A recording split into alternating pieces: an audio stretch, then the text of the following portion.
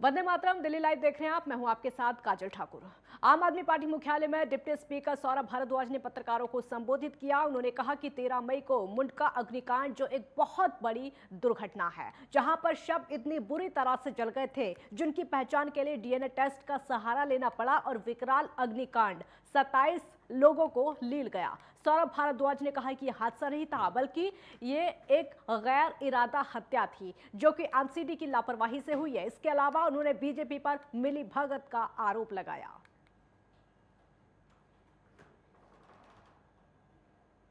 गैर कानूनी कुछ दिनों पहले दिल्ली के मुंडका इलाके के अंदर एक गैर कानूनी ढंग से चल रही अनऑथराइज्ड बिल्डिंग के अंदर आग लगी और उसके अंदर अब तक करीब 28 लोगों की जान जा चुकी।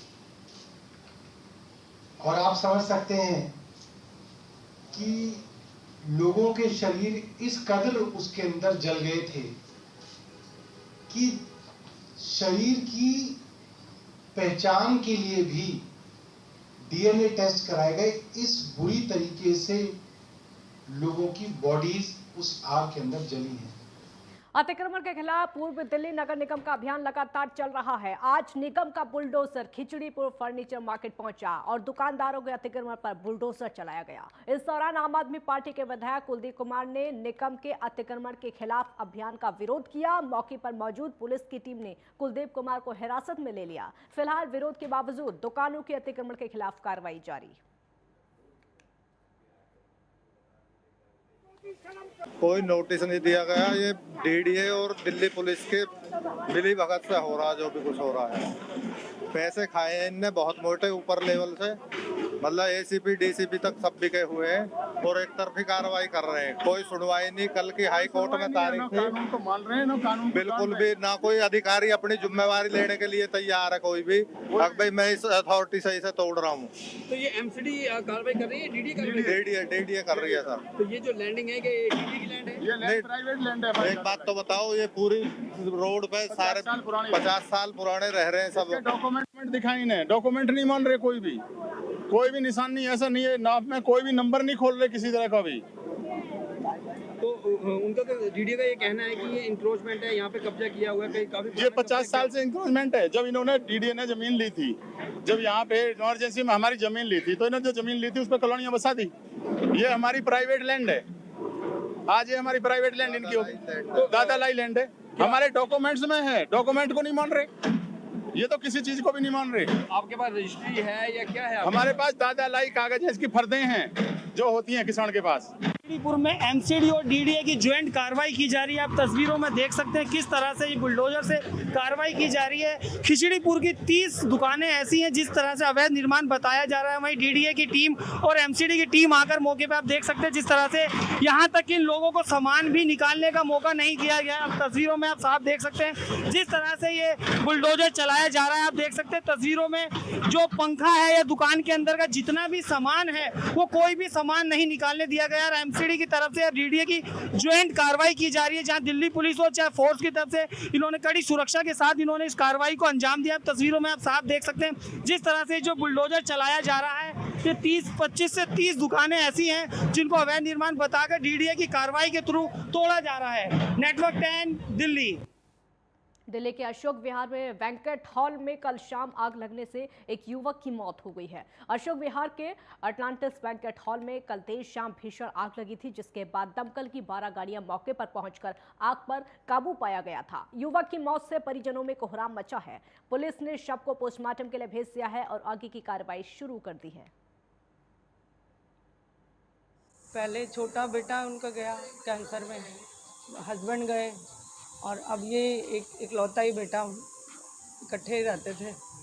और रात को हमें 9 बजे हमें पता चला कि ऐसे ऐसे बैंकेट से लास्ट उसका जो डायल नंबर था वहाँ उन्होंने मिलाया, वो किसी रिलेटिव का था। उनको पता चला, उन्होंने फिर आगे हमें फ़ोन किया कि ऐसे ऐसे हनी जो है हॉस्पिटल में है। दिल्ली के रोहिणी कोर्ट में एसी में आग लग गई और आग लगने की वजह शॉर्ट सर्किट बताई जा रही है। आपको बता दें कि फायर ब्रिगेड के पहुंचने से पहले ही फायर सेफ्टी उपकरण से आग पर काबू पा लिया गया। फिलहाल कोर्ट के बाहर दमकल की 5 गाड़ियां मौजूद हैं।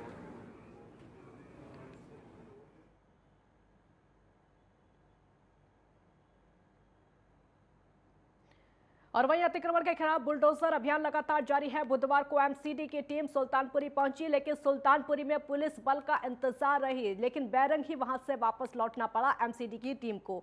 पूर्व कांग्रेसी विधायक ने दिल्ली की केजरीवाल सरकार और बीजेपी पर निशाना साधा। राजधानी दिल्ली में अतिक्रमण के खिलाफ एमसीडी की कार्रवाई लगातार जारी है। दिल्ली के अलग अलग इलाकों में एमसीडी का पीला पंजा चल रहा है और इसी कड़ी में बुधवार को एमसीडी की टीम दिल्ली के सुल्तानपुर इलाके में पहुंची। हालांकि घंटों इंतजार करने के बावजूद एमसीडी की टीम को बैरंग ही वापस लौटना पड़ा। जानकारी के मुताबिक एमसीडी की टीम को पुलिस बल नहीं मिल पाने के कारण एमसीडी की पूरी टीम खाली हाथ वापस लौट गई। आपको यह भी बता दें कि बुधवार को रोहिणी जोन के अंतर्गत आने वाले सुल्तानपुर इलाके में पूरे लाव लश्कर के साथ एमसीडी की टीम तकरीबन 10 बजे पहुंची, लेकिन घंटों इंतजार के बावजूद एमसीडी को पुलिस फोर्स नहीं दी गई। नतीजन एमसीडी की टीम को बैरंग वापस लौटना पड़ा।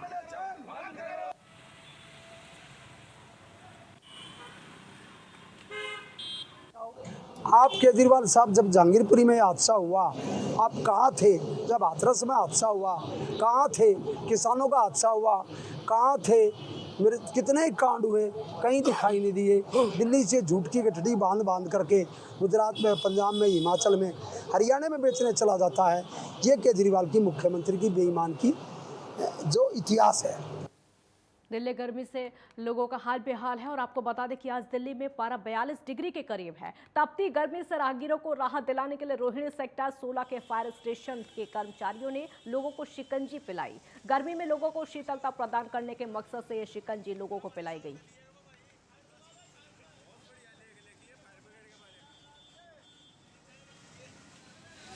देखिए, गर्मी जो है चरम पे है, गर्मी चरम पे है। फायर कॉल बहुत हो रही हैं, जैसा आप लोग देख रहे हैं। इसी बीच में हमारे को महसूस हुआ, यहाँ आते जाते पानी के बगैर, चाहे कोई गाड़ी वाला है, राहगीर है, बहुत परेशान हो रहे थे। हम लोगों ने सब ने कंट्रीब्यूशन किया, सारे स्टाफ वालों ने सब ने इकट्ठा होकर कहा कि साहब क्यों ना हम पानी का भंडारा करें। ये सब इन लोगों का साथ था, इन लोगों की, मेरे स्टाफ की पूरी मेहनत रही है। तो गर्मी में राहगीरों को कहीं ना कहीं ठंडक देने के लिए आपने ऐसा किया? हाँ, हमारा तो दिल्ली फायर सर्विस का मेन मोटो क्या है, to save life and property. और वहीं बाहरी उत्तरी दिल्ली के अलीपुर थाना पुलिस की टीम ने बीती रात पेट्रोलिंग के दौरान एक कुख्यात अपराधी को गिरफ्तार किया है, जिसके पास से एक कंट्री मेड पिस्टल, 2 जिंदा कारतूस बरामद किए गए। आरोपी रात के अंधेरे में लोगों के साथ हथियार के बल पर लूटपाट की वारदात को अंजाम दिया करता था। गिरफ्तार आरोपी के खिलाफ 1 दर्जन से ज्यादा आपराधिक केस दर्ज है, तो अलग अलग इलाकों में उसके खिलाफ मामले दर्ज हैं। वहीं आरोपी को बीती रात मुकमेलपुर पुस्ता रोड से गिरफ्तार किया गया। आरोपी जावेद उर्फ वाहिद के खिलाफ 2 दर्जन से अधिक आपराधिक मामले दर्ज हैं, जिनमें चोरी, स्नैचिंग, डकैती, सेंधमारी और अन्य कई संगीन धाराओं के तहत आपराधिक मामले दर्ज हैं। और वहीं अलीपुर थाना पुलिस की टीम ने आरोपी के खिलाफ आर्म्स एक्ट की धाराओं के तहत आपराधिक मामला दर्ज कर लिया है। अलीपुर थाना पुलिस की टीम ने बीती रात अवैध हथियार के साथ एक आरोपी को गिरफ्तार किया। इस आरोपी के पास से एक कंट्री मेड पिस्टल, 2 जिंदा कारतूस अलीपुर थाना पुलिस की टीम ने बरामद किए हैं। ये आरोपी हथियार के बल पर राहगीरों के साथ लूटपाट व स्नैचिंग की वारदातों को अंजाम दिया करता था। गिरफ्तार आरोपी की पहचान जावेद के रूप में हुई है। जावेद पर दर्जन भर से अधिक आपराधिक मामले दर्ज हैं। वहीं अलीपुर थाना पुलिस की टीम गिरफ्तार आरोपी जावेद से पूछताछ में जुटी और यह पता लगाने में लगी है कि आखिरकार आरोपी किस बड़ी वारदात को अंजाम देने के लिए इलाके में दाखिल हुआ था। दिल्ली से नीति सैन के साथ प्रदीप उज्जैन की रिपोर्ट। दिल्ली के आदर्श नगर के सर्वोदय स्कूल के 10वीं के 3 छात्रों की परीक्षा को लेकर बाहर निकलते दर्जनों बदमाशों ने चाकू से ताबड़तोड़ हमला कर दिया है। घायल हालत में छात्रों को इलाज के लिए अस्पताल में भर्ती कराया गया। इनमें से एक छात्र को कई चाकू लगे हैं, जिसके चलते उसको बाबू जगजीवन राम अस्पताल में भर्ती कराया गया है, जहां पर उसका इलाज चल रहा है। पुलिस फिलहाल पूरे मामले की जाँच कर रही है और उसके साथ साथ आसपास के CCTV कैमरों को खंगालने की कोशिश लगातार की जा रही है।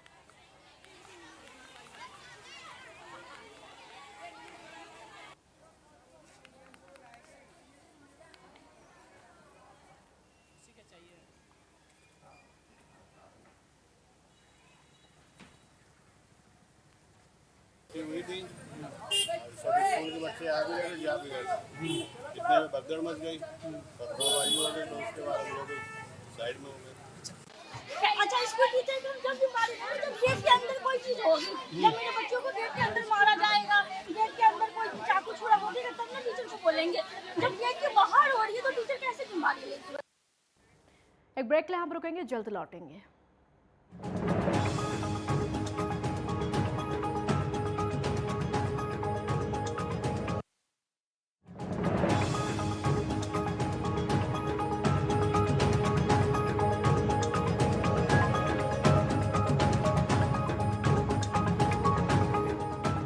ब्रेक के बाद दिल्ली लाइव में एक बार फिर स्वागत है आपका। राजधानी दिल्ली क्राइम कैपिटल बनता जा रहा है। ऐसे में ताजा मामला राजधानी दिल्ली के सुल्तानपुरी इलाके का है, जहां पर एच ब्लॉक स्कूल के बाहर चाकूबाजी जैसी घटना सामने आई है।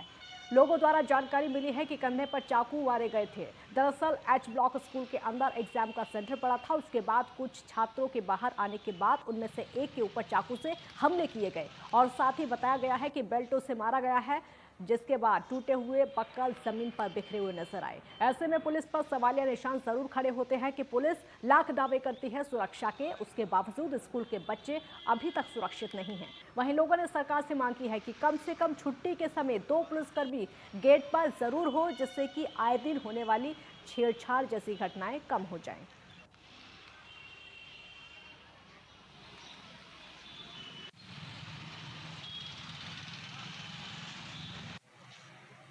जब वो स्कूल से निकलते ही उसको पकड़ लिया, सारे एक दूसरे को वो खूब लतम जुतम बेल्ट बुल्ट मारना।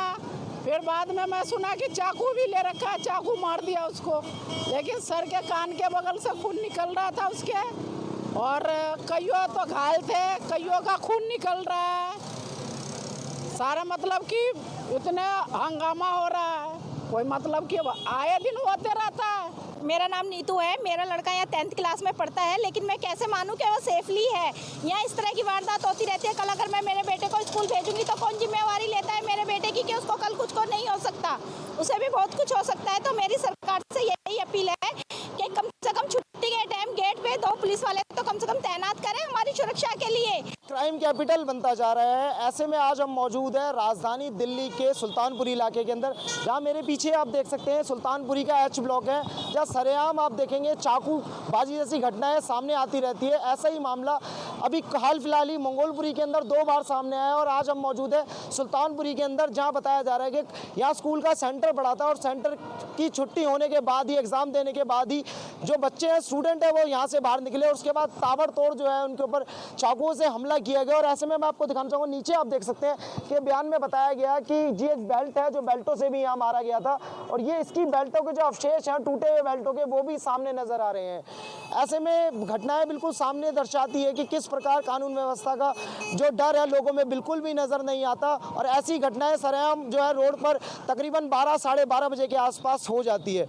स्कूल के बच्चे भी अब कहा जा सकता है कि वो भी सेफ नहीं है। कैमरामैन हिमांशु के साथ मैं Rohit Kumar, network 10 Delhi. Social media पर वायरल वीडियो में डीडीए के अधिकारी एसके मीणा एक वादी के साथ में बहस और गाली गलौज करते हुए नजर आ रहे हैं। पीड़ित महिला ने थाना कोटलपुर में इसकी शिकायत दर्ज करवाई है और महिला के अनुसार उनका एक प्लॉट है जिसको डीडीए अधिकारी किसी अन्य व्यक्ति के कहने पर फ्री होल्ड कर रहे थे। लेकिन सच क्या है, ये जांच का विषय है। फिलहाल आरोपी अधिकारी वीडियो में खुलकर बदतमीजी करता हुआ नजर आ रहा है। मैं सुनीता चौधरी आज डीडीए में जो क्या नाम है अपनी एप्लीकेशन देने के लिए गई थी। वहाँ हम विजिलेंस वाले ऑफिसर के पास गए थे जो सीट पर नहीं थे अभी। फिर उन्होंने हमें ज्ञानचंद जी के पास भेजा, वहाँ से उन्होंने हमें राकेश जी के पास भेजा, राकेश जी ने हमें तिवारी जी के पास भेजा। तिवारी जी ने हमारी एप्लीकेशन मूव करा ली और रिसीविंग हमें दे दी। फिर हमें मीणा जी से मिलने के लिए हम लोग गए।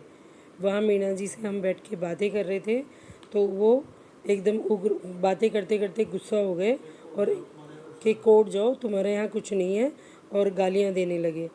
तो मेरे भाई, कज़न भाई और मेरे बेटे ने बोला आप इस तरह का व्यवहार कैसे कर सकते हैं। तो वो बहुत उग्र होकर गाली गलौज करने लगे, बाहर निकल गए, मुझे भी पकड़ के धक्का दिया और हम सबको बंद करके बाहर चले गए।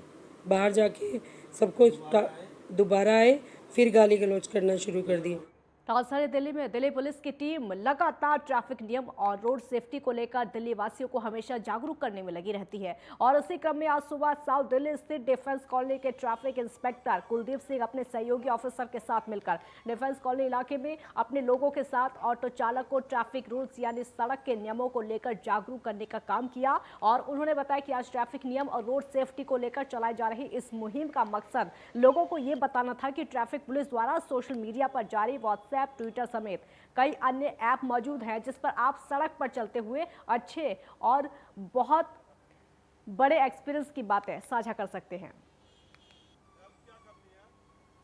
ये साउथ डिस्ट्रिक्ट ट्रैफिक पुलिस ने जो डिफेंस कॉलोनी ट्रैफिक सर्कल है इसके टीआई हैं कुलदीप सिंह, इन्होंने अपने सर्कल में रोड सेफ्टी अवेयरनेस प्रोग्राम करवाया था।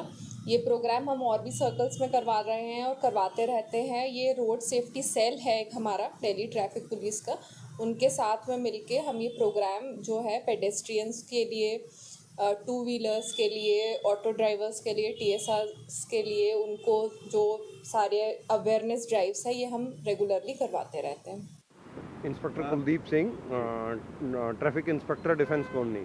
हम दिल्ली की पब्लिक को ट्रैफिक रूल्स के बारे में अवेयर करने के लिए और स्पेशली जो यहाँ साउथ दिल्ली के लोग हैं उनको दिल्ली पुलिस के सोशल मीडिया जो व्हाट्सएप नंबर, ट्विटर हैंडलर और इन सब के बारे में जानकारी देकर अवेयर कर रहे हैं कि वो अपने सुझाव, शिकायत और जो भी रोड सेफ्टी के बारे में, रोड इंजीनियरिंग के बारे में अपने जो सजेशंस हैं वो सोशल मीडिया के अलग अलग प्लेटफॉर्म्स जो बने हुए हैं उनके थ्रू हमें दें, ताकि दिल्ली पुलिस के सीनियर ऑफिसर्स उस पर संज्ञान ले और जो सुझाव उचित हो उसको अमल में लाया जा सके। बहुत अच्छा गाड़ी, बहुत बढ़िया, बड़ा अकल दी हमारे को और भी, और हमें चलना चाहिए। हमें अपने असूल अपने लाइन से, सवारी से ढंग से बात करो, तरीके से, बहुत लाइन में चलो, अपने बस लाइन को मत वो करो, बहुत अच्छा, रोड साइड मत चलो, उल्टे मत चलो, बहुत कानून सिखाया जी आपने आज और हमें।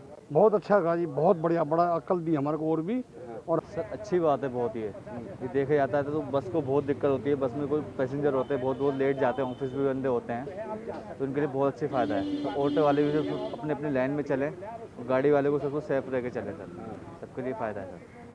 भारत में डेंगू एक महामारी है, इसलिए डेंगू को लेकर जागरूकता लाने के लिए दिल्ली एम्स अस्पताल के जवाहरलाल नेहरू ऑडिटोरियम में एक जागरूकता कार्यक्रम आयोजित किया गया, जिसमें सिक्योरिटी गार्ड, निगम के अधिकारी, कर्मचारी और एम्स के डॉक्टर्स मौजूद रहे। डॉक्टर्स के पैनल ने अपने विचार और सुझाव दिए। इस कार्यक्रम का उद्देश्य डेंगू के बारे में जागरूकता पैदा करना। डेंगू के बुखार को अक्सर हड्डी तोड़ बुखार भी कहा जाता है। यह संक्रमण मच्छरों से फैलता है जो कि गंभीर फ्लू जैसी बीमारियों का कारण बन सकता है। ये 4 अलग अलग वायरस के कारण होता है और एडिस मच्छरों से फैलता है। ये मच्छर पीला बुखार, जीका वायरस और चिकनगुनिया भी फैलाते हैं। आपको बता दें कि भारत में 16 मई को हर साल राष्ट्रीय डेंगू दिवस मनाया जाता है, जो कि केंद्रीय स्वास्थ्य और परिवार कल्याण मंत्रालय की मच्छर से जनित बीमारी और इसकी रोकथाम के तरीकों के बारे में जागरूकता फैलाने की एक पहल है। डेंगू बुखार एक विश्वव्यापी और क्षेत्रीय खतरा बना हुआ है, जो कि चिकित्सा और विज्ञान के क्षेत्र में प्रगति के बावजूद सभी के समुदायों पर एक महत्वपूर्ण सार्वजनिक स्वास्थ्य बोझ डालता है।